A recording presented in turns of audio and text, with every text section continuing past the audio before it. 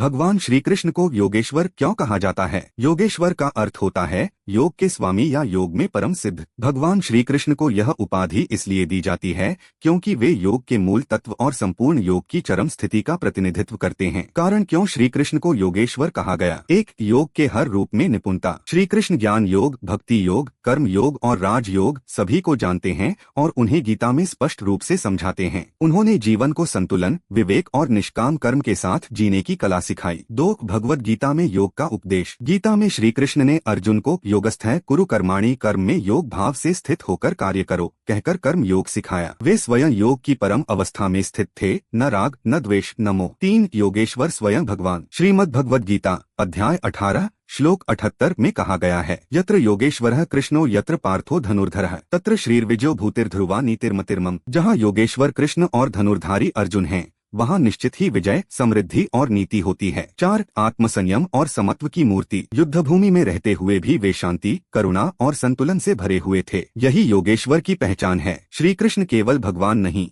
बल्कि संपूर्ण योग के सार हैं। वे कर्म के बीच भक्ति और भक्ति में ज्ञान के अद्वितीय उदाहरण हैं। इसलिए वे केवल कृष्ण नहीं, वे हैं योगेश्वर श्री कृष्ण। जय योगेश्वर श्री कृष्ण।